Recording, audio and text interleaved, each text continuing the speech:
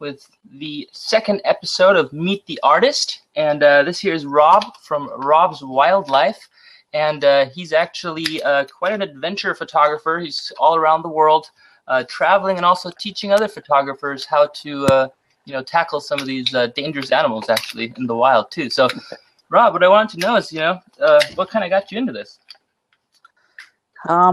Pretty much a love of wildlife all my life. Even as a young kid, and growing up, I grew up in Oregon, just east of Portland, about an hour, and we had bald eagles and deer and elk and stuff like that. But the eagles was kind of one of my main attractions and stuff. And as I got older and stuff, I remember getting I had a 35 millimeter camera, and I hooked it up to I think it was like a Bushnell telescope, and was able to take pictures from that, but kind of pull up an eagle here to show the other guys. I kind of have this set up, but that's the folder before this, isn't it? There should be some eagles in there, a couple of them at least. I saw them earlier. I had them all pulled up, but nothing ever goes right. Technology, right? Yeah. No worries. Oh, go to feathers. You're in fur category. Go back out and go to feathers. Oh, gotcha. Well, this guy's just intimidating anytime you go on the website in the first place. Purchased or featured? Go to purchased, and then go to feathers. Oh, there you go. There you go. What's up, Corey? Nice to see you.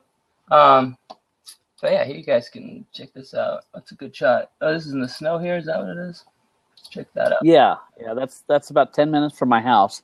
We get about 400 bald eagles that migrate through Utah every year, and I go out there every single day in February and photograph them, and I take people out there on photo tours to see them and stuff. So, I mean, when you first started, though, was it really?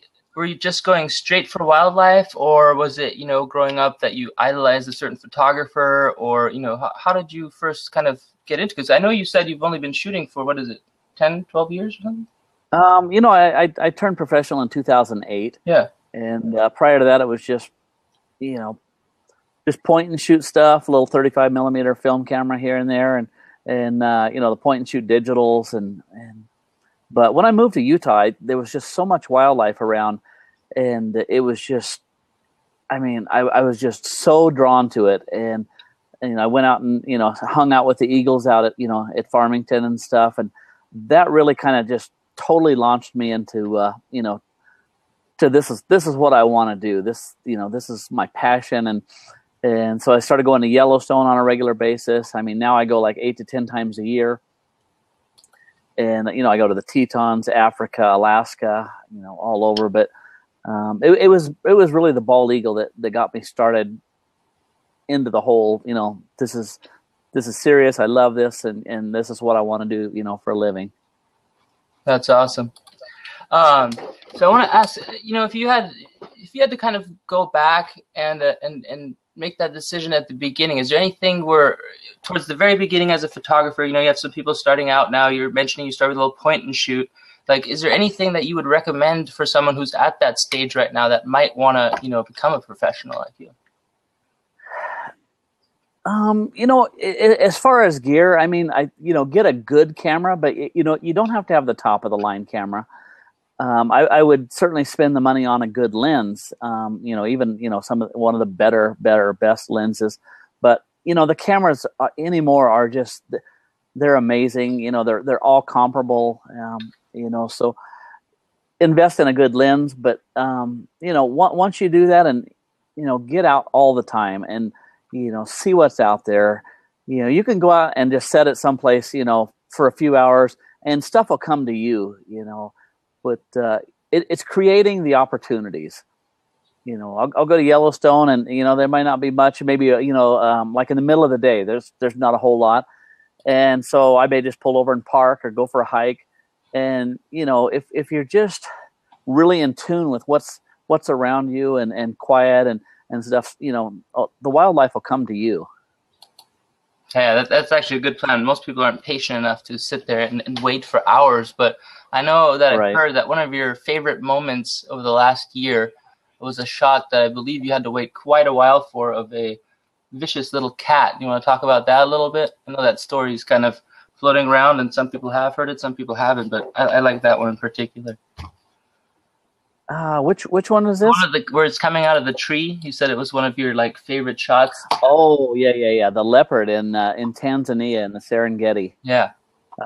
You know, it's always been a dream to, you know, find a leopard in a tree, and it was like I think might have been the first full day in Tanzania. I was over there for almost 3 weeks, but you know, we seen this leopard in a tree, and you know, it was a little further than what I, you know, was hoping for. My guess is probably about 9,500 yards right in there, but you know, it was still just amazing to watch. Yeah, there it is right there. So this leopard, he would face this direction, as you know, like there. Then he would turn around and face the other way, and he did this for 3 hours. And finally, you know, it was getting, you know, close to dusk, and we knew he was going to jump down and, you know, go hunting and stuff. And, you know, had a 50-50 chance of him, you know, coming out of that tree towards us. And, you know, he came down, and the instant he hit that grass, it doesn't look, you know, you're looking at that picture right there, it doesn't look like it's that deep. But he vanished. We never seen him again. We went looking around, you know, driving around the other side of that area, and never seen him again. It's just it was crazy, amazing how fast he disappeared. It was once in a lifetime opportunities, and I know those shots. I mean, you know, lately I've been doing some weddings and stuff, but I always wonder, what if I missed that one moment where he leans over to kiss the bride? Wow, am I going to be in trouble after this? But, you know, it's kind of that money shot. You got to get it, and you got to get it in that situation. But so would you consider so far that this is kind of like, you know, your greatest achievement? Like, or what would you consider sort of or what are you aiming for? What are you striving for, you know? What's your goals? You know, I'm headed back to Tanzania in February. And what I would really like to get is one of the cats chasing, you know, like an impala or, you know, a gazelle, something, you know, like that. And, you know, the capture of you know, them taking it down, just the, you know, the shots, the milliseconds before, you know, the cat takes it down, and, you know, the full takedown, stuff like that. That would really be, you know, totally it for me. But, you know. Do you ever feel like you're in a dangerous situation being that close to these wild animals? I've only had one kind of hair-raising experience, and that was with a moose in the Tetons. I don't know, it's probably about 4 years ago now. I had a moose chase me for, you know, about 45 minutes, something like that. Out of all the animals, the moose ends up getting you. Yeah. Exactly. You know, it's like I'm so close to a lot of bears, and bears are my favorite, but, you know, by far there's, you know, I feel a real, you know, closeness, oneness with bears. And yeah, here I get my butt kicked by a moose. Hey, you know, it's one of those like things in the Darwin Award books. You know, there's something really dumb ends up getting you when you're around all this dangerous wildlife the entire time. Yeah. But you know, what do you think about some of the colors nowadays? You know, a lot of people, and I've been asked this a few times, even on this platform. You know, what do you think about this sort of bright HDR photography that's going on nowadays, and sort of this more surreal look rather than, you know, really counting on the shot and getting it right the first time? Yeah. I don't do a whole lot of landscape stuff or anything like that. I do a little HDR when I'm out there, but you know, I just you know, put the 3 shots together and stuff. I'm not just, you know, to this oversaturation, you know, crazy, you know, it's like you know, everybody knows, you know, that's not what you were looking at when you took the shot. I try to keep it real, you know, real close to, you know, what I saw. But you know, there's some people that are really good with it. You know, Trey Radcliffe, you know, people like that you know, they're really good. Sometimes even him, I feel, you know, pushes it a little far, but you know, hey, that's their style. You know, it's just like my wildlife style. You know, 95% of my pictures are, you know, super up close. There's no environment with it. You know, it's a lot of face headshots and stuff.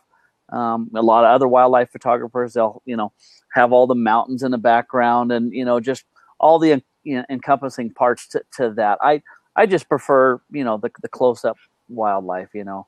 And Yeah. everybody's got their own style. And, you know, when it comes to, you know, HDR and landscapes, you know, just my preference, I don't push that envelope. I just, you know, I try to keep it as real as what I, you know, saw.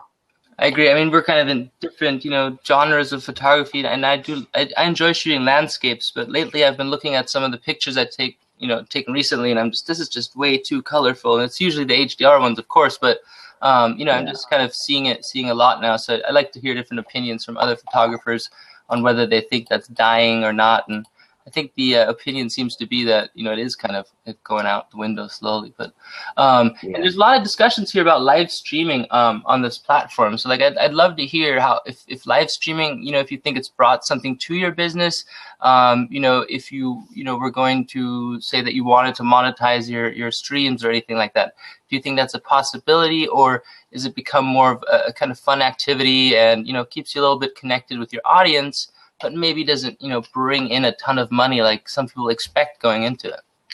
Yeah, I think it will. I think it'll, you know, it will bring some money. I think there's a possibility of you know, larger sponsors. You know, if I go to Africa and I'm over there and, you know, I'm filming just something crazy, and, you know, this stream's brought to you by, you know, X Camera Club or you know, Camera Store or something like that. I think that's a real possibility, but I think it's you know, way too new for anybody to start throwing down, you know, some serious coin on you know, something like that. I figure, you know, they'll probably watch it, you know, maybe a year, and then I think you'll probably start seeing a lot more of that. You know, some of the people like Ray Brown and people like that, you know, they have, I don't know how much they're sponsored. You know, I have no idea that, you know, what they're getting paid or, you know, are compensated, but, you know, they're already pulling it off. You know, they have the audiences and they have the content. So it's already happening on a small scale. And I think just because, you know, here we are just a few months into live streaming, you know, for the most, I mean, Periscope, you know, Meerkat, but it's true. Yeah, I think it's going to change a lot of things. I think, you know, I think people are gonna, you know, make some money off of it. And, you know, the exposure, you know, I can throw up my pictures all day, but if, you know, I'm out there and, you know, I'm taking pictures and, you know, Julia's filming me, you know, taking photographs and you're seeing, you know, these bears up close, or, you know, the bears doing some crazy stuff, or lions and stuff, you know, that adds a whole new element to it. So I think we're just seeing a fraction of, you know, what's going to happen. Yeah, I mean, if we had 3 or 4 camera angles on you, you know, chasing down with a Jeep in the back, and there's a guy filming from the side and all that, I think it would make it really cool, you know, adventure series, kind of real life in the day of Rob's Wildlife. And I think then the action really comes into it. But, you know, the GoPro is kind of a good move in that direction. You know, I'm looking forward to maybe someone hooking it up to the front of their surfboard with a plastic bag or on their iPhone, or however they're going to do it. I'm sure they'll have some sort of attachment to waterproof it. Sure. But, you know, I think that could really bring some cool content. That's another thing I saw recently too, which, you know, it was kind of a shock to me, just little virtual reality apps now, even to where you can really, you know, look in all directions. And I feel like that might be like another avenue of photography to explore, is now I'm not just going to be shooting straight. I'm going to be standing there like this and really annoying everybody that's trying to walk by. But how did you get into making some gear too? Because I like doing the whole DIY stuff. You know, I like kind of messing around, but mine are just kind of like little ghetto rigs to test equipment out before I actually go buy it, like beauty dishes or snoots or something. But you got the real stuff. I mean, you're known as the vest guy also. So tell us about that. Yeah, that's you know, that's been a long-term, I hate to say job, because it's you know, yes, it pays for all my, you know, my everything, and you know, allows me to travel the world and stuff. But you know, I've been doing this. It's almost 25 years. In October it'll be 25 years. Started out making mainly police, you know, SWAT, EOD type stuff. And then pretty much after 9/11 happened, the focus went to the safety reflective vests that, you know, that identify like incident commander, safety officer. Yeah, the high visibility stuff like that. A lot of, you know, EMS, fire personnel, rescue, things like that. But you know, I've you know, I don't farm any of it out. It's all made in North Salt Lake here in Utah, and you know, everything's built to order. So you know, it's not like it's mass produced and you have to take, you know, that color, that black, and that pocket configuration. You can, you know, say, hey, you know, I want this, you know, coyote mesh, you know, vest. I'd like to have some camouflage pockets, and you know, these are the, you know, pockets I want. I'm carrying this type of gear. You know, can you make pockets to fit this? And that's what I do.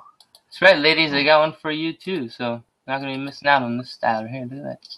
No, I've really actually, you know, lately I thought of getting one. Like I didn't at first really see the purpose, and because that's mainly because I was in the studio a lot of the time, or you know, I'm shooting something where I don't really need to be moving all the time. But lately, when I've been shooting these weddings, I mean, one of these would really come in handy. So like a little suit material on the front that I'll stitch onto it with a little tie just to fit into the wedding party. And there you go. I do a wedding photographer vest, you know, and it's got like an iPad pocket on the back, and you know, place for a flash. And but yeah, you know, if I was to, you know, it's hard to make it more dressy, I guess, you know, with the materials that I use and things like that. I think it'd rather be rugged than dressy for these kind of things. Yeah. You know, and the best thing about, you know, all these vests, photo vests, they'll hold two cameras. So, you know, you can have your 24 to 70 on one side, you know, your 70 to 200 or 1 to 4 on the other side. You got, you know, places for extra, you know, batteries, memory cards, all types of stuff.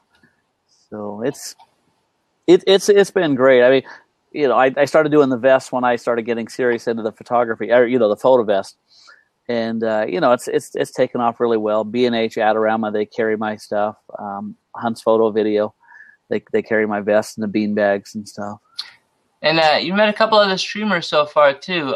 Herbie's actually on this platform quite a bit now these days as well. And so what's kind of been your experience as far as you know, making bonds and creating friendships? Because I feel like that's something that I didn't expect getting out of these platforms, is some of the kind of close connections. You know what I mean? You tell your friends right together, and you see these people, you know, more than you see some of your friends in real life. And you become quite close with them. How do you feel about that? And I know Julie there, you guys, right? There's something with the streaming there too. I think you told her about streaming for the first time or something. Yeah. When I you know, I told her about it, and then I went down to Arizona and we did. Well, yeah, my first stream was with you. Yeah, wasn't it?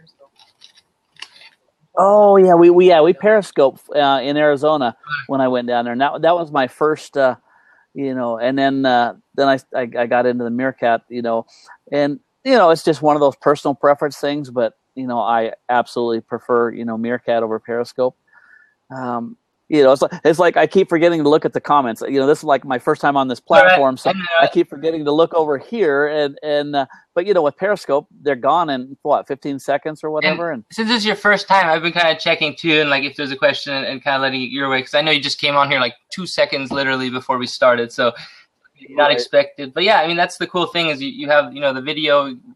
Get the people in, and it just allows people to connect a little bit better face to face that way. And then yeah, you can have just people kind of hanging out on the side as well, and you know, they can either comment or ask questions, or you know, at the end ask to take a seat and ask some questions that way as well. But kind of brings it all together, like kind of a mixture between, I guess, Google Hangouts and Meerkat a little bit in that direction. But you know, do you think that you're gonna maybe move over to something like this? Do you find that Meerkat is sometimes a bit limiting as far as your interaction with the audience? You know, honestly, I haven't thought about it much until we started talking about this, and I haven't, you know, really watched anybody else's streams. Yeah. But I can definitely see the benefits of it, bringing people in, and you know, having 2 or 3 people in here, you know, and basically, I guess the moderator can control the mics and the cameras and whoever's talking and stuff. And yeah, you can control the seats, so you can let different people sit down here. You can also lock it, so right now they'd have to wait a little bit until I unlock it, and then they can take a seat as well. But This was just my first thought, is like, wow, I can actually, interview people on here, and then like pull up a picture real quick, and it just made it for me kind of a much more interactive platform. And so far I think it's worked out pretty great, and you'll see quite a few different types of shows, and a lot less of the I'm just kind of sitting here and not really doing anything. There's people discussing, so you don't really have the chance to just sit there with your filing your nails for 3 hours. So I don't know, it appeals to me definitely. Yeah, I can definitely see the benefits from it, and I'm sure I'll get into it a little more, and it'd be nice just to have 3 or 4 people in here going out. I like the cameo feature, but it's certainly limiting. It's you lose the main person, and then but it's cool. It's I definitely I think it's a great feature. But yeah. Back to your other question about developing friendships and the community. Meerkat's just done a fantastic job with with that. Were you following me when I was in New York with Herbie? Yeah, and stuff? I saw that. Okay, that was just.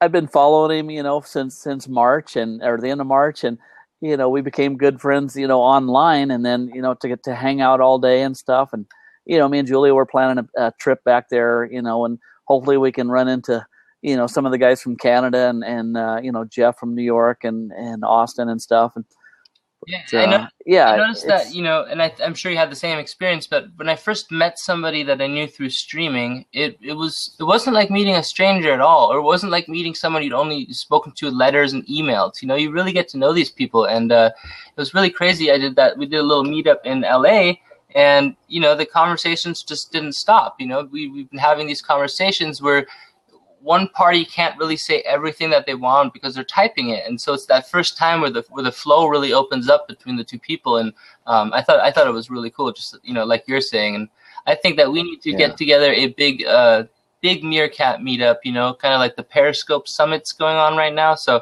I think we need to show them show them up a little bit with a big Meerkat meetup. So hopefully we'll do that soon. Lydia over here, by the way, I want to say hi to some people. Lydia's here from Meerkat. Brandon's here.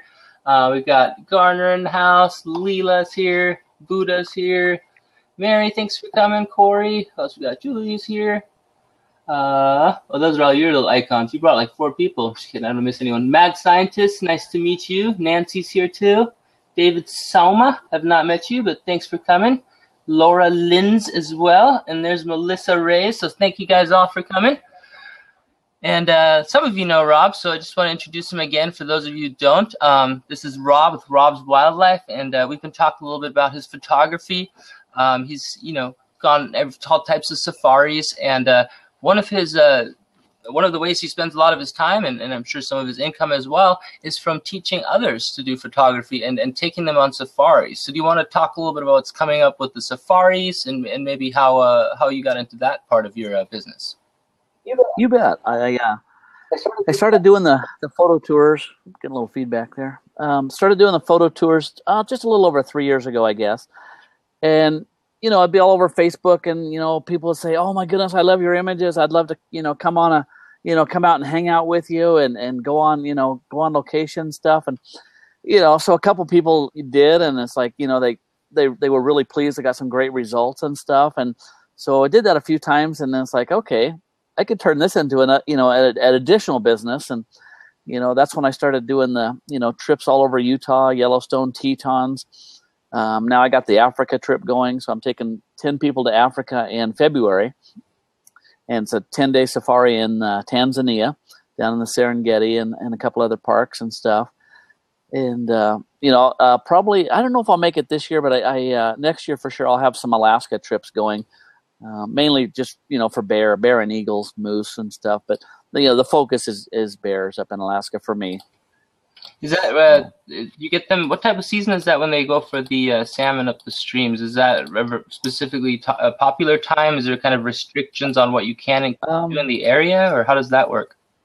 It's kind of going on right now. I was up there, I think it was 2010 or 11 at the... what was it? It was in the end of July, 1st of August, I think.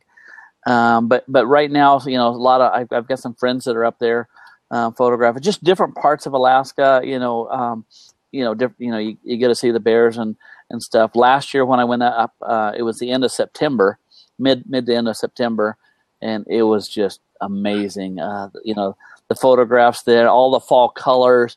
Oh my goodness! The first day out, we seen 21 bear from the time we flew in at 10 o'clock in the morning till 6 in the evening. We saw 21 bear. Jeez. Yeah, it was just nonstop. Eagles and stuff. But the subsequent days, it was like 17, 18, 19 bears, and there was probably no more than a 15-minute time period ever that we didn't have our eyes on some bears. It was just, I have to it admit rocked. that I may have that record beaten. It was about 40 bears total, and I shot about 39 of them. And this was at Arizona, so they were all in a little enclosure. But I still think I got the bear count on you in that department. No, but that's one of the coolest places I've been because not everybody has had the same experiences as you. So. I definitely would love to do, one of your tours in the future, and I hope so. I hope that I will. But that was a cool experience, and basically, it's a little park, and you almost drive through with a little radio in Jurassic Park. And we thought that all the animals would be rather tame, and that it was more zoo-like kind of experience. And I'm definitely never driving back there with my car again, because at the end I had 2 wolves sitting on my roof, which were trying to eat the ham sandwiches in the cooler that I hid and was supposed to take out before. And by the end, we were just surrounded, and they just had us kind of stop the car, and there's just bears on all sides, checking out the car and feeling around a little bit. Wow. I was just waiting to get a big dent in the roof, but still have to make my wild experiences with the animals, hopefully sometime in the future. Yeah, for sure. What do you see? A couple of things that I just want to talk about. Do you see, as far as gear, in case we have anybody here who's interested in photo gear and stuff like that? I know you shoot Canon. I think the other half shoots Nikon. That debate's always going to go back and forth. Lenses obviously more important than the body for beginners. But do you see, for example, a change, which I see a lot of people talking about, is to the mirrorless cameras? So is it no longer going to be these big bodies with these huge, or the lenses, are probably going to stay at similar sizes, but do you see yourself ever going down to one of these small mirrorless bodies and then having this gigantic lens on the front? I honestly have feedback there. I don't have any experience at all with them. I've never in my life shot one. Me neither. I've seen them. It shows and different stuff, but I'd have to try one before I could even give any type of. At least you've been honest. A lot of people will probably just start talking about it like they've shooting with it their whole life, and I'd rather have honesty.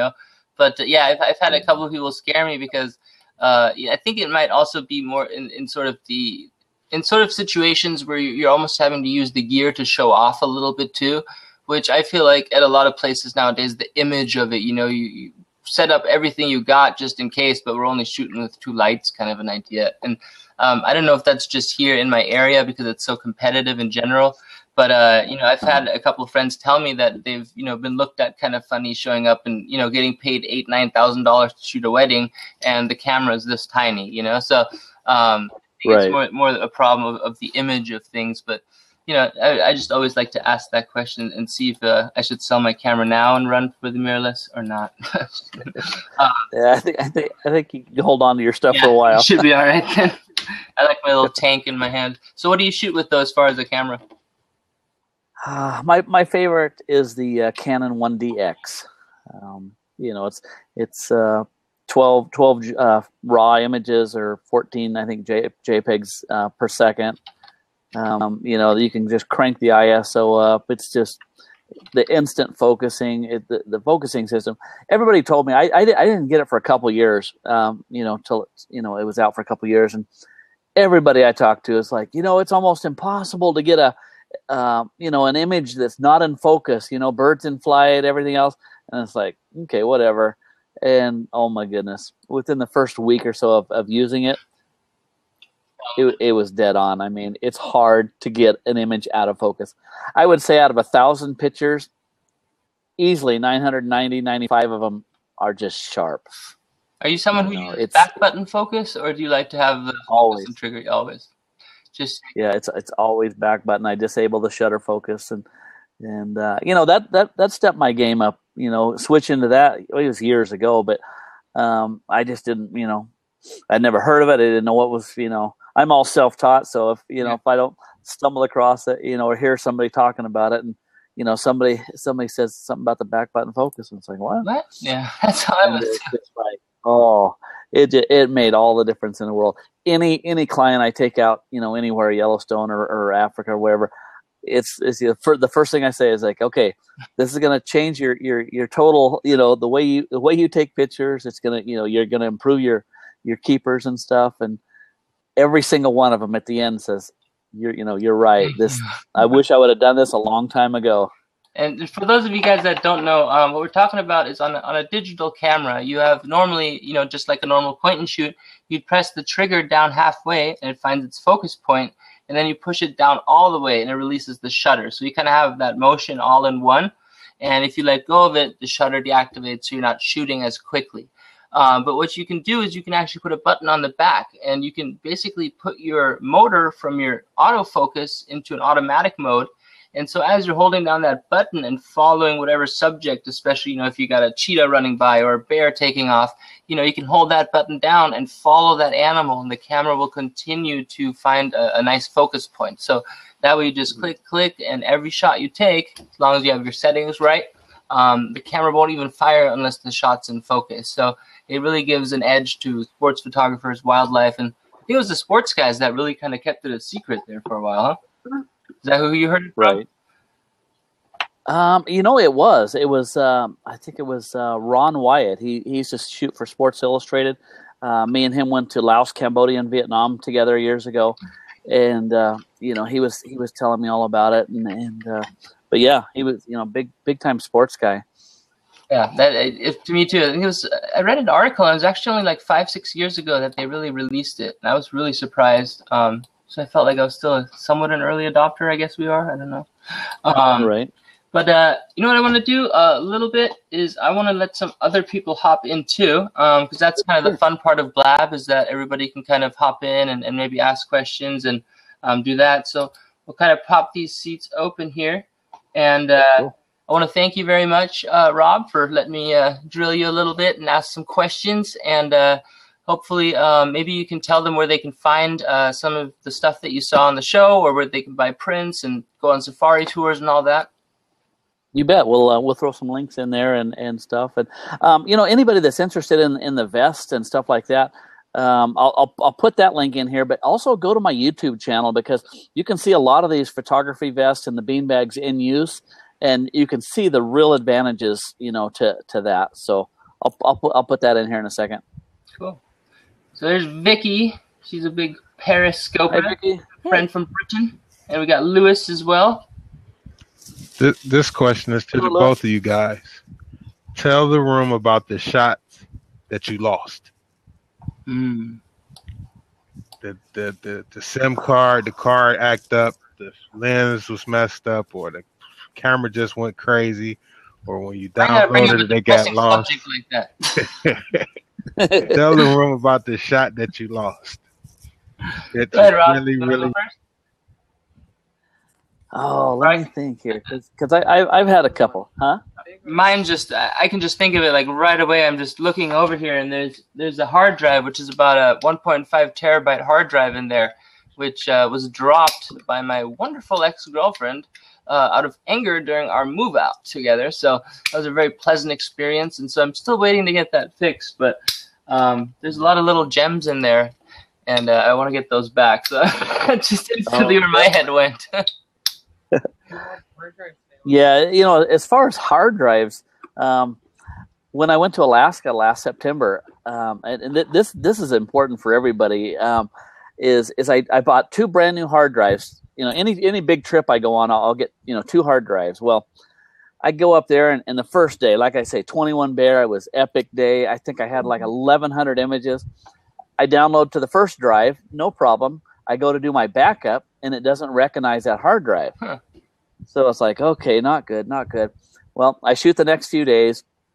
then we fly back to Anchorage. I buy another hard drive, and I thought I transferred all the images off the one onto this new one. I didn't quite get them all, but I got most. Well, I get back here the first day. I'm showing a buddy some videos on my laptop, and the hard drive vanished. Over 11,000 images from my Alaska trip vanished, and then there was no way to recover it. So now what I do is I do the 2 hard drives, and I do 2 flash drives. I think it's 256 gig flash drives, because it's not when, or if, it's when. These things are all going to fail. You just do the best you can to protect them so they don't get jostled around and stuff. But I only use Toshiba Toshiba now. I've had too many problems with Seagate hard drives. These are the 2 that failed. But if you go with a flash drive, and especially something like a 256 gig or a 512, you're pretty darn safe at with something like that. So that's my big huge recommendation on image storage, and and then when you get back, if you can throw it to some cloud, that's the way to go. Yeah. After that, now I think I have the backup on my website. I put all my RAWs on there now too, even. Then double back it up on another platform, just spread out a bunch of free clouds, and then hard drives. And a really good tip by Corey, who's in the audience too, kind of hanging out, or on the sidebar. I don't really know what to call it since it's a little show, but Corey actually had a really good idea the other day, and he doesn't really shoot with anything more than, I think he said, an 8 gig card at a time. And and then just rather, an 8 gig card nowadays is $3-4 usually. I mean, even the expensive ones. So, he says he'd rather lose one of those and put in another one real quick than have the entire thing go down like 120, 8 gig card and all the photos are gone. So, it's kind of bummer. What's up, Corey? He's not gonna have sound. Watch. No sound. No sound, Corey. It's a running joke. Everyone he gets into, he doesn't have sound. Oh, that's funny. Yeah, and I like it now too. I mean, do the Canons do that too with the 2 slots? The 1DX has 2 slots, but it's both CF cards. It's the 7D Mark IIs. I got 2 of those, and they're a CF and an SD, which I like that. I like to have the option to put either one. Yeah. I mean, either just being able to just shoot it as doubles, I think, is just already a good thing, even if it's the same card. But I agree. I don't like the little scan discs. I always feel they're so flimsy. I'm gonna touch one wrong and it's gonna break or something like that. But I use Lexar. Lexar? Yeah. Is that the brand? Yeah. Lexar or ScanDisk, the name brand one. What do you think of those? Pretty good. I've had a few issues with this SanDisk, so I just I go with the Lexar. I've had one Lexar go bad, and I didn't have any images on it. I went to use it and it was bad, and they replaced it like immediately. So, yeah. What about, I think Lewis, was kind of going in that direction first, but what about shots that is there any time that you missed a shot where you're like, dang, I just didn't, even if it just skipped a frame and that middle frame was the one you needed? Because I've had that happen, shooting sports especially, where you're constantly trying to get right when that ball hits the bat, but it's always one frame before and one after, and it's not coming together for you. Yeah, I've done that, with bears and stuff, but because I shoot more bears than anything, and you just get it a frame off, instead of just laying into it at 12 frames per second. I usually double tap it, and you do that, you got a chance of missing something, which that's how I've missed it. It's life. Sorry, you can try again, Corey. You might need to refresh. I don't know. Just now it popped up and then it went away again. But Vicky, do you have a question? Yes. Yes. Hello, by the way. Hi there. I love your photos, by the way. I was about to go look at your website, but I'll do it afterwards. We were talking about the mirrorless new software, the mirrorless for the mirrorless cameras. And my grandpa's a very, very keen photographer. He's a very, very good photographer. And he went to a kind of convention recently, and they bought this camera out. And he was talking to his friends, and the majority of them actually sold their big Canon cameras for these. And there's a very small kind of compact, still a DSLR camera, like detachable lenses, but they're really, really quite small. And like he's been saying that the quality of camera and everything is comparison like the same level as the Canon cameras. Yeah. And I mean, if you've heard of them. Sorry, go ahead. No, I was just gonna say, Rob, is that kind of like a preference thing too? I mean, or do you think that that maybe it's just the type of photography you're into where that doesn't come in handy? Yeah, I mean, pretty much. I just do wildlife and sports. I don't care to photograph people or I'll shoot a landscape if it's there and stuff. But I hear nothing but really great stuff about the the mirrorless and stuff, and who knows? I don't know. It's been out for a while, but it's not mainstream yet. I don't think. But we'll see where it goes, and if you can still pull 12 frames per second and still auto focusing and stuff like these big cameras, hey, why not? It's yeah. This one's got a line of lenses as well. I'll try to get it up for you. So what was that? This line of camera, the Olympus OM-D, have a really, really extensive line of lenses as well. So they're proper, like, photographer's camera, just a lot smaller. Huh. It's just very good people on the go. That's the ones I saw too. And sometimes, Rob's in a very specific niche, I feel like, so, and that's something that when I talk to other photographers too, they're all saying, you really have to pick that niche. And I feel like, once you find that place, everyone in that scene kind of has their own opinions. And I guarantee you that no matter how they build it, one of the smaller cameras like that is probably never going to be as durable as some of these, Nikon and Canon bodies as far as the larger ones go. I mean, these things are built like a tank. You could, drop that on a rock and it'll probably still shoot for another 10 years. So I think that's also one of the important parts of it is like what situation you use for. But I've heard the same thing as you were saying, is that they are coming, and hopefully not everyone's going to have one in their pocket or we lose our jobs. Exactly.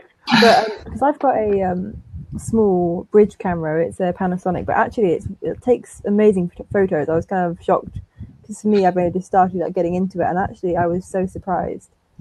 I'm still wanting to upgrade to a proper camera, but for now this has been pretty good for me. It takes photos that I didn't even think I could take with it. Like, it's gonna work.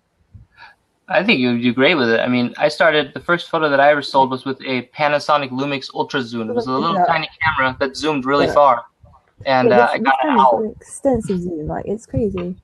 So you could use a phone, you could use anything. I think it's just your eye and your vision that you have. So yeah, but it's just the quality of camera. Everyone's like, oh, it's a bridge camera, it's not that good. Actually, it's like comparing to some people's lenses they actually have, it's actually kind of better. Like the zoom in it is just phenomenal. Do you know the name of it? I'll get it for you. Here comes Corey again. Corey! Nope. Oh, no. Click in the browser. You usually fix it. Yeah, it hasn't fixed. Oh, there it is. You got it. You can hear me now? Yeah. Okay, cool. Yeah, it's kind of funny, with the whole mirrorless camera thing. I know you guys went a little bit past that, but it's funny for me shooting the stuff that I shoot, which Rob, by the way, I love your photography is awesome. Thank you very much. Appreciate that. Yeah, your stuff is great. I don't shoot what you shoot. I actually shoot a lot of motorcycle racing stuff, like flat track, motocross, some GP. But yeah, it's like, it's kind of one of those things, I think, with the mirrorless cameras where I think you'll have guys like Rob and I will appreciate the camera. But if we have a setup that is bulletproof right now, there is just no reason to drop that. Yeah, right. Very true. I mean, it's like me, you couldn't pay me to switch out. I also shoot with the 1DX as well for work. And then I have two backup 60Ds that I use that work just fine. And I would never change my setup. I mean, I couldn't do it. Yeah, once you start investing in the lenses and stuff, I mean, unless somebody's just going to buy you out or sponsor you, I mean, and if it's great stuff, there's nothing wrong with it. Why switch? Right. Exactly. It's just like I would never see a reason. I mean, we recently had one of our creative directors came in and wanted to switch everything to Nikon because he is a Nikon guy, and I was like, that's so okay, hard. if you want to buy everything and spend $10,000 on all of the equipment plus, like, go for it. But as far as I'm concerned, I'll just still use this, Right. And because like you, Rob, there's probably a lot of times where you want to know that your stuff is going to work. When you're out there sitting there waiting for 2 hours for that shot, Yep. 2 hours for that shot, you don't want it to blow. Just like me, it's like when it's a final heat of a race, I can't afford to have these guys go around the track and miss them. I mean, it's just, Where are you out of? I'm out of Southern Oregon. Oh, really? Okay. I was born and raised in Oregon. Oh, So, nice. Yeah. I'm in Medford, Ashland area. Right on. Cool. Yeah. I used to flat track race up in Clark County. The Clark County Fairgrounds and oh gosh, what was the other one? Geez, I can't even remember. But actually, it was three and 4 wheel racing. I didn't motorcycle, but we. Oh my goodness, there's nothing like flat tracking. Absolutely. Oh, there is nothing like flat track. I like this year. I've already gone to several events. I follow the AMA circuit. I try to as much as I can. This month I'll be going down to Calistoga. Definitely made it for I missed the Peoria TT. I was there for the Sacramento Mile, which I make every year. Yeah. And nice. So, and then of course I go to like Washougal and stuff like that for. Oh yeah. Right on. Yeah, I used to go. Have you ever been to Woodland motocross track? Woodland, no. Washington. Yeah, I No. used to be sponsored by them. I used to work there, and but I didn't do a whole lot of motocross. My stuff was all mainly set up for flat track all the time, but occasionally I'd get into some small motocross stuff. Yeah. I'd love to have some of the lenses you have, though. I'm sure you're shooting with the big dogs, aren't you? I'm selling one of my 400 2.8s. I reduced the price again the other day. I'm as low as I can go, but I dropped it down to 40. Let me see if my pocket has enough money for it. Right? No. Not quite. Oh, what did you drop it down to? Yeah, I love my 400 2.8. I'd like to get the 200 to 400, but So what'd you drop? 400. What'd you drop it down to? $49.95. It's a 10. Well, new it was like 10.5. Right. I thought you said $49.95. No, $4,995. Okay, yeah. I thought you said 49,000. I was like, whoa, what kind of? Oh, yeah.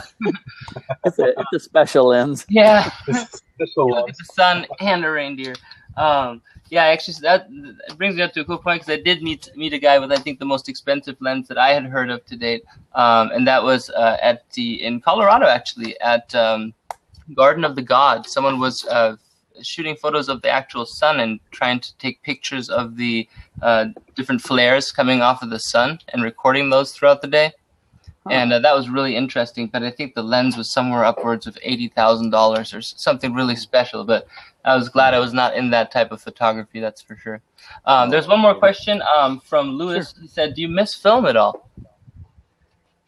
My film days was so limited. I mean, I did very little. I started out with the 110, and then I think I had 2 35 millimeters in my life. And I just didn't do a whole lot with them. So no, I don't miss that at all. I like being able to take just tons of pictures and not have to worry about the cost. If I don't like them, I just delete them. And so nice. So for cons, but a 110 slide is impressive. Yeah. Anybody else have any questions? All right, guys. I'm gonna step out. All right, thanks. It was nice talking to you. Nice talking to you. If anybody else wants to hop in, or if you have another question, Vicky? No, I'm good. I'm just hanging out. All right, I'm just making sure you're not falling asleep. I'm just kidding. Yeah. Our first sleep streamer. I didn't mean to. I know. I'm just kidding. Yeah, I'm trying to get back into my photography a bit more. I'm thinking about doing a course in photography for university. I think you should skip that and go straight for Rob's tours. Yeah, that's what I'm thinking. You'll learn more on the field that way than you would in any other situation. Yeah. I'd love to be that. I'd rather be like more hands-on and more like, cause I don't really like, as much as I like learning like that, I prefer learning by actually doing rather than just sitting reading a book about how to do something. Yeah. So kind of as a last little question, and then see if anybody else has one, please feel free. But I'm always wondering, do you think that people can buy their way into being a better photographer, or do you think it's always going to be the photographer with the worst gear is going to beat the worst photographer with the better gear? No, I mean it's just like anything. I mean, the money and the gear is only going to take you so far. If you don't have the talent and the drive and the passion, I mean it's going to show in your images. I guess I got to retract that a little bit, because I shot with a Nat Geo photographer one time, and he was in the game for about 30 years. The guy couldn't compose a shot to save his life. I shot with him for 8 days. One of the worst photographers I've ever been with in my entire life, but he's made a 30+ year career out of it. So I guess they're the exceptions, but yeah, that's just a sad thing. Just I don't know. I always wonder, because Corey is actually one of the first people that I've met out of Brooks School here that actually ended up doing photography with their life after. So I just see a lot more of us self-taught guys who were working while they were learning, versus the ones that have invested a ton of money in it and then maybe just didn't have the umph to actually go out and have to do the work that maybe they don't want to. They couldn't choose their project or so. But I find that interesting. So I'm glad that I didn't spend too much money on it. But Corey, of course, has a much upper hand. I mean, that guy's a killer photographer too, if you check out some of his work. Lewis, you're back. You got another question? Yeah, I had a question. Now, how do you guys feel about the difference between, you have Photoshop technicians and you have camera technicians, and how they manipulate the photos, because now it seems like I've seen your work, Rob, and yours, Jen. It's like you concentrate on the taking a picture more so than taking a picture and making it look good in Photoshop. How do you guys feel about that? Do you understand the question? Yeah. Yeah, I think it's absolutely imperative to get it right in camera. I mean, there's circumstances that you may be off for whatever reason. The photograph that comes to mind is a dark wolf that I had in Yellowstone. I was shooting something in the shadows, and then I didn't change any settings. Next thing I know, this wolf is fairly close to me, and it was in the bright sunlight. I mean, it was almost a white picture, and with Lightroom, I was able to save it. But I don't like to edit. It's one of the worst things for me. I use Lightroom for about 98% of what I do. So I'm not manipulating stuff. I just I'll bump up the saturation, change the exposure a little bit, sharpness, but I don't have time. I mean, I'm running the this and the tours and the vest guy and stuff. And plus, the fact that I just don't like to edit. I get it as close as I can, spend, maybe 10, 15, 20 seconds in Lightroom. And that's what works for me. So probably, And see, that's where the difference between digital and film kicks in. Because if you shot if you shot film, it was like you almost had to get the shot right. Yeah. Right. Yeah. But now guys, I see a lot of pictures where, guys, they just point and shoot, and then they just take it in the lab and lab it up, and and they call it, well, I guess it is an art form or whatever. But as far as, coming from film into digital, the manipulation that digital plays a part to render the image is, is kind of, was it true? Did he really truly shoot the picture, or did he edit the picture?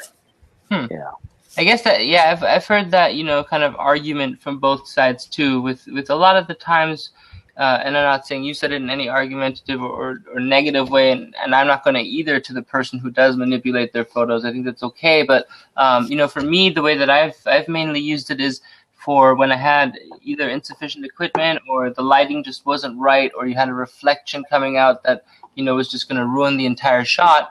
And so I've used those types of situations to save a photo, or even knowingly in the shot position lights differently or so, because I know that I can fill that corner in better later, so I'd rather use my lighting over here. So I have to admit that I do, especially with my architectural stuff, as far as filling in little corners and kind of sharpening up edges. I have used quite a bit of editing, but as far as when I'm out there, I'm always aiming to get the shot right. You don't see me firing 800 frames just to get one portrait and then pick through them and hope you got one later. So I don't think that's photography. I think that's just luck at that point. Right. Because I'm going like down the road of like you see pictures of these models in magazines, and it's really not, how can I say, it's really not fair to the untrained person. Because like these girls, they see these models, oh, their skin is so beautiful, they look and I'm like, no, that's not them. Yeah, that's not that. That's not even the photographer's shot. He took a picture and labbed it up, and they're putting this image out here that this is. But I guess Photoshop is an art within itself. So who am I to say? Yeah, I agree. And Corey, who's popped on here a couple of times, he's also graphic designer, works a lot with those programs as well. So he also has the art of graphic design and photo manipulation and all that. And I don't think either one is necessarily bad in any way. But yeah, it's just a different form of art. Because I got a buddy, he's a master with Photoshop. You can give him a garbage picture and he brings it back to life. And that's, I guess that has changed the game as far as like old school photography coming from film into digital. And it's like, wow, because to do what they do now in digital, to do it in film, you had to really make sure you got the shot. Yeah. Right. I feel like my answer to that question often a lot of the times is also that, if a photographer can't tell you what the shot's going to look like before he takes it, then that shot is more, just kind of a luck of something that he captured or something. But like Rob was saying, I want that cheetah coming out of that tree, and I want him coming at me. I don't want him, taking off and get, a shot of his butt or whatever. So he positions him in the place where it's, these things have to be calculated. And so same for me, if I set up all the lighting, I want to know ahead of time in my mind, okay, I have more light here, less light there. And that's what the balance that I want in the end. So that's kind of always been my little saying with it. Cool. Anybody else? You guys have any more questions? It has been an hour so far, so we'll kind of wrap it up. I'll leave the seats open for a moment if Rob wants to hang out, but I'm going to kind of end the recording there. And I want to thank you guys all for joining this episode of Meet the Artist. And if you're an artist, please let me know. Love to get you on the schedule, and a lot of tech stuff on here, and just kind of wanted to bring this part of the community a little bit out and introduce everybody to Blab, I suppose. So thanks again, Rob. Really appreciate it. I appreciate you having me on. This, like I say, my first time on Blab, so I definitely like it, and I'm sure I'll put it to use myself. And I appreciate everybody that came in and the comments and the different people. I'll definitely follow these people that have jumped in and stuff. And yeah, because I followed you on Meerkat, when you was with Herbie, and then you were doing the jet ski shoot. You and your wife and son was at the jet ski shoot, and so I've been following you, but yeah, and I can appreciate your work. So, yeah, I appreciate you following me and following me around, at the different stuff. As soon as I can get a better service up in Yellowstone, I'll be streaming from there and stuff, and giving people a lot better stuff. It's just the signal up there is so lame. You might have to get that satellite phone. Exactly. I need a sponsor. I know. Tell us the scariest moment. The scariest moment when you had to get the shot, but it was like you almost crapped your pants. Well, it was like I was saying this at the beginning of the deal tonight. It was when a moose was chasing me in the Tetons, and I didn't get the shot because, he stood up and he started chasing me, and he chased me for like, I don't know, 35, 45 minutes. It was just nonstop crazy. Out of all the creatures, I've been close to wolves and bears and lions and everything, and here's this moose. He's gonna kick my butt, and there was no trees, no rocks to hide behind, nothing. It's just brush, and he just goes through that like a freight train, and so it was just relentless. I thought he was gonna get me. I really did. That's pretty funny. You're not like a small guy either, It's like man versus moose, like right. Tanks coming, but that's pretty funny. I always thought the one that was gonna get me is when I was shooting all these skunks out here in the backyard. And I was like, one of these days, they were hanging out as a little family, but I was like, one of these days I'm going to get sprayed. And luckily it didn't happen, but that would also be quite an unpleasant encounter, but it might have survived that way, I guess. So that's all right. But yeah, you've been miserable for a couple weeks. Yeah. Well, the scariest one I had, we were in Berlin, and this was right after the wall came down. It was a group of us. We were at the wall, and some of the group was trying to chip off some of the wall. And then I guess these were the people that lived in the area.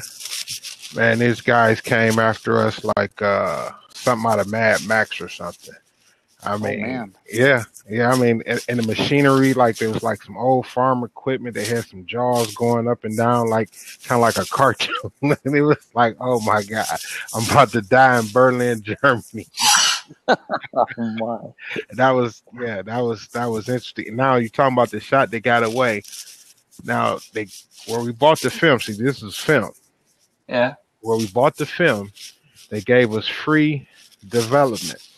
Now, being from America, we think, okay, you buy the film here, free development.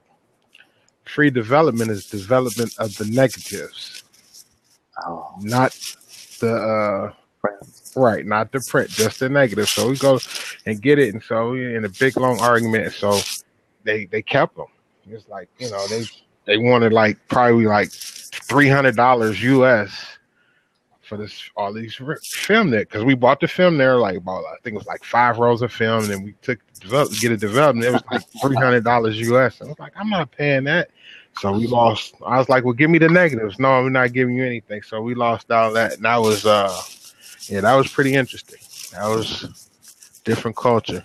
But now, shoot, it's totally different with digital. But with film, back in the day, you shoot through 35 exposures or 32 exposures in no time.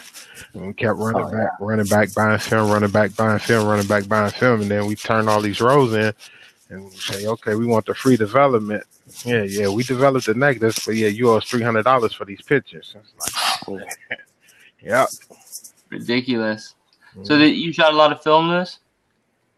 Yeah. I shot from high school. My father was into photography as a hobby, and I've been around it for a long time. And that's what I started out on, this film, and just film. And then when I recently got into digital and saw that it's the manipulation that you see with Photoshop and stuff. But like I say, when I do stuff now, I just shoot the picture, download it, and send it to them in email. I'm not touching nothing. I'm not removing anything, because that's a whole nother world. Confidence right there. I like it. That's funny. Did you? I know you've been hanging out in both our channels, because I know I've seen your icon in my channel, and I know I've seen you in Rob's channel too. So appreciate your support always and coming around. And it's nice to hear about you a little bit too, because weren't you saying also that you were maybe getting back into photography a little bit, Lewis? Yeah. I bought a what's that, a D7, and I have to find it. It's around here somewhere, and I just usually I bought the extra battery pack, because I noticed with these digitals that the battery goes out. Yeah. So I got the extra battery pack on the bottom where it holds 2 batteries. And so, that's it's interesting. It's interesting. It makes it a lot easier. Thank you. Appreciate your questions, man. Really good questions tonight. See anybody else? Jamie, how's it going? Jamie just popped in, yeah. Jamie, you got any, want to pick any Rob's brain? We got him up here. You can hop on a seat. I don't know, you've blabbed a bunch, so hop on in if anyone wants to. I'm going to stop the recording right now. And once again, thanks, Rob, for coming out. And we're going to have another episode next week, same time at 6:30 p.m. on Wednesday. And we're actually going to have Corey, who's going to talk about graphic design and some of the cool companies he's gotten to work for and some of his experience, along with Ember Studios, Mike from there. So both of those guys I've been wanting to chat with about their experiences, and I think the week after kinds of different mediums. She's actually uses mixed mediums, paints, and uses different types of photos and whatever else she can put together with it. So we're going to feature a different artist every week and see if we can't get us all sponsored. You know, we'll kind of spread the wealth at the end, and that's the goal. No, I'm just kidding. Not just another platform to monetize, right? No, I just think it's fun for all of us since we have our little community. So I appreciate the support, and we'll catch you guys soon. If you want to hang around, please do. We'll open up the seats. I don't know if Rob has a few more minutes if anybody wants to hop in, but or if he needs to go, we'll let him go. But